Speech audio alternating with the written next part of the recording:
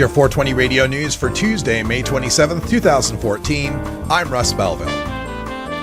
CBS News' most recent poll on marijuana legalization finds Americans split on the issue in a slight decline of support from earlier this year. 48% of Americans agree that marijuana use should be legal compared to 47% who disagree. Men's support at 54% outpaces women's support at 43%, an 11-point gap similar to most polls. People under age 45 support legalization, as do people in the West and the Northeast. As usual, liberals and moderates support legalization and conservatives oppose it.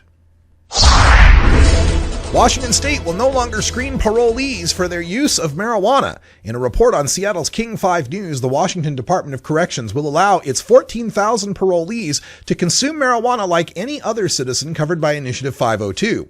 Marijuana testing will end on June 1st because, as the department's Assistant Secretary Anne-Marie Aylward puts it, quote, "We don't want them held to that level when, as a citizen, you wouldn't be held to that level either," end quote.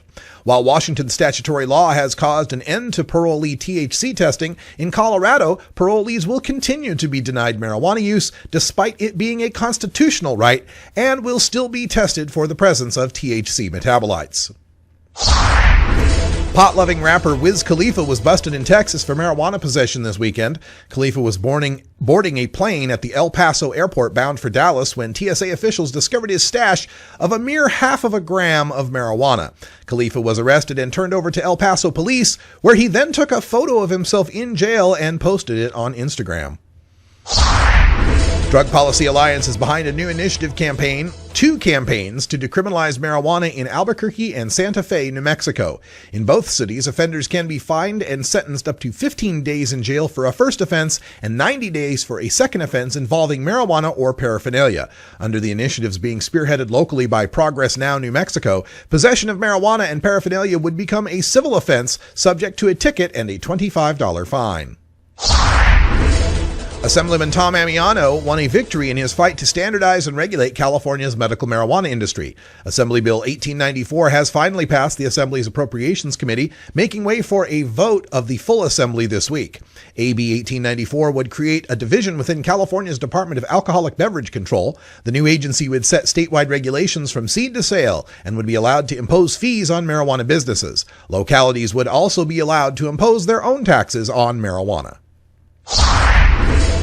Unlicensed dispensaries in Oregon are being attacked by the Oregon Health Authority. While the state passed HB 3460 to create a system of licensed and regulated dispensaries, many marijuana outlets have been open and operating since before the law passed. The state has issued licenses to about 90 establishments so far. As of Thursday, the state has begun issuing warning letters to these unlicensed operators, warning them to close or register with the state. Those who ignore the warning face fines of $500 per day. PolitiFact has called out the opponents of Florida's medical marijuana amendment for misleading campaign scaremongering over teenagers. The coalition, called Don't Let Florida Go to Pot, claimed in their talking points that, quote, "The amendment allows a teenager to get a recommendation for medical marijuana without the consent of a parent," end quote. John Mills, representing United for Care, the group behind the amendment, explained that the amendment doesn't address an age limit because, as a constitutional amendment, any limit that was set would be impossible to change. Instead, the amendment allows the state to craft regulations that address age limits. Every other medical marijuana state has adopted regulations regarding minors' access to cannabis, and so will Florida.